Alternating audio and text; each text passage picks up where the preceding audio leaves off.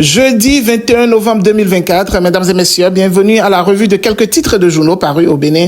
Ce matin, nous commençons par le journal Oho. Fin d'année, l'avènement du grand banditisme. Le gouvernement active le dispositif sécuritaire pour contrer les hors-la-loi. Trafic illicite au Bénin.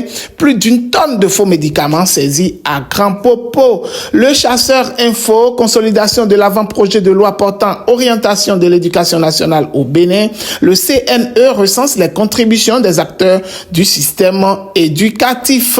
Dabarou Agri, dégradation des pistes rurales et routes en terre classées au Bénin. Le gouvernement réagit aux cris de cœur des producteurs. Matin libre, GTDA, Génération Aïvo, cadre de concertation.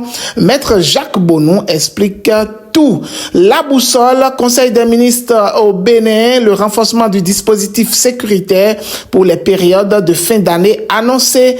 Aussi la réfection des pistes et routes en terre pour la campagne commerciale 2024-2025 ordonnée. Le pays émergent, audience à l'Assemblée nationale. Le président Louis Vlavonou échange avec le directeur général de l'Office national d'imprimerie et de presse. Le patriote présidentiel 2026, Talon mine le terrain à ses partisans.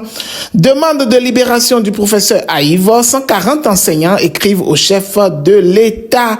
Le coopérant, après plus de 30 ans de gestion opaque de l'hôpital de Menontin, l'État béninois relève de nombreuses irrégularités et engage des poursuites judiciaires contre les mises en cause.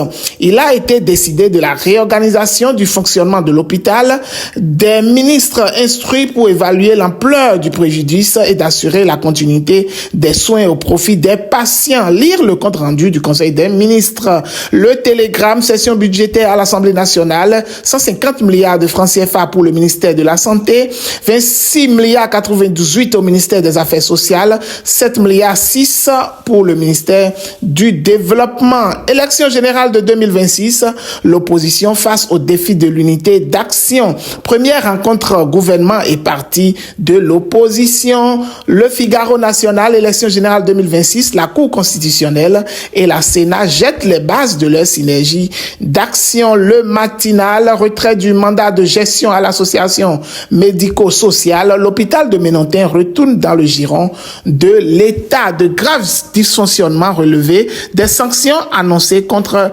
les auteurs. Grand Popo, plus d'une tonne de faux médicaments interceptés. Dynamisme info, audit du fichier électoral, un premier acquis avant la relecture du code, s'interroge le journal. Sans limite dans ses opinions, Corvi s'en prend à un ministre d'État et mélange la rupture. Nous allons finir avec décryptage info, exercice 2025 de la Cour constitutionnelle. Le professeur Dorothée Sosa défend un budget de 2 768 309 948 francs CFA. Examen national de master 2024.